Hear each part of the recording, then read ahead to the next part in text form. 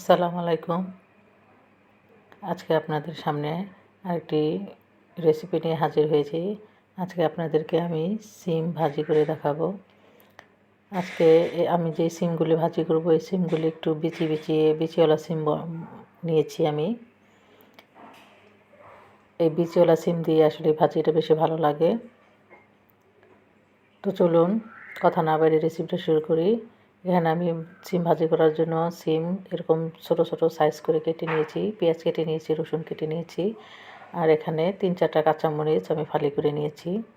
এখন রান্না শুরু করব। চুলায় আমি প্যান বসিয়ে পরিমাণ মতো তেল দিয়ে দিব। তেল দিয়ে গরম করে নিয়েছি। তেল গরম হয়ে গেলে আমি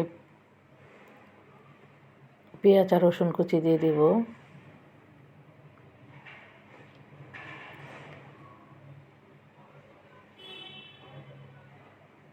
দিয়ে একটু ভেজে নেব।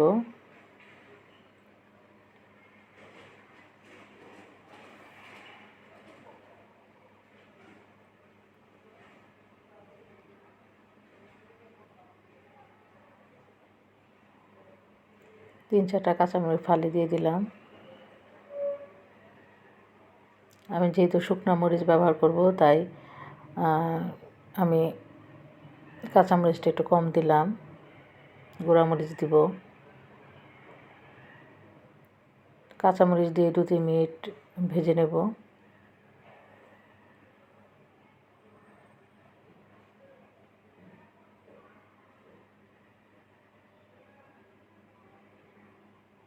এক চামচের মতো লবণ দিয়ে দিচ্ছি।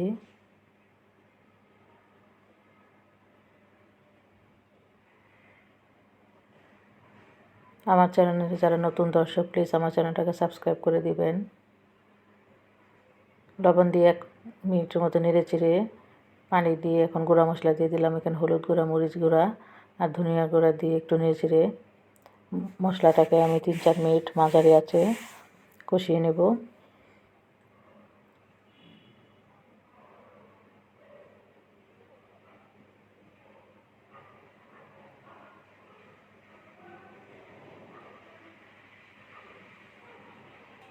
মশলাটা খুব ভালো করে কষিয়ে এখন আমি সিম দিয়ে দিলাম।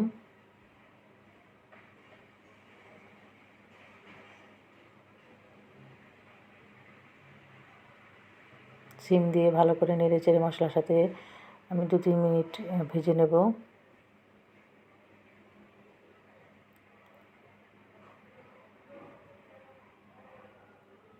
আমার ভিডিও যদি আপনাদের ভালো লেগে থাকে, প্লিজ আমার ভিডিওতে একটা লাইক দিবেন, কমেন্টস করবেন, আর আপনাদের বন্ধুদের সাথে আমার ভিডিওটা শেয়ার দিবেন। তো 3-4 মিনিট ভেজে এখন সিদ্ধ করার জন্য পরিমাণ মতো পানি দিয়ে ঢেকে আমি 15-20 মিনিটের মতো রান্না করব। এর ফাঁকে ফাঁকে আমি ঢাকনা খুলে নেড়ে চেড়ে দেব।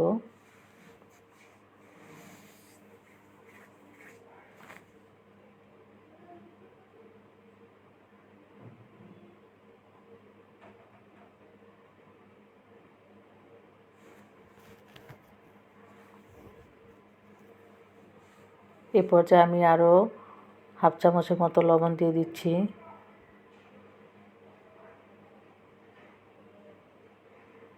দিয়ে নেড়ে চেড়ে ঢেকে আরও 10 মিনিটের মতো আমি রান্না করব। সিমের সিজনে যখন সিম একটু বাড়তি হয়ে যায়, বিচিওয়ালা সিম আমি সবসময় বাজার থেকে আনি। আমি সবসময় বিচিওয়ালা সিম আমি ভাজিটা বাসায় আমি রান্না করি। আমার খুব ভালো লাগে, আমার খুব একটি প্রিয় রেসিপি এটা। তো ঢাকনা খুলে দিলাম। 10 মিনিট পর একেবারে পানি শুকিয়ে নিয়েছি। এখন আরও খোলা অবস্থায় আমি 5 মিনিটের মতো রান্না করব চুলার উপরে। তো এই পর্যায়ে আমি এখন কেটে রাখা ধনিয়া পাতা দিয়ে দিলাম। দিয়ে খুব ভালো করে ভেজে নেব, যাতে কোনো পরিমাণ পানি না থাকে। একেবারে তেলের উপর ভেজে নেব।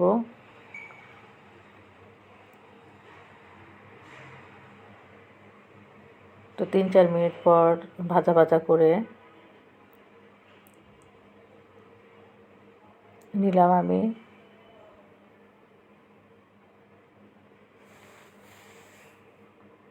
তৈরি হয়ে গেল বিচলা সিম ভাজা। তো আশা করি আমার এই ভিডিওটি আপনাদের ভালো লেগেছে।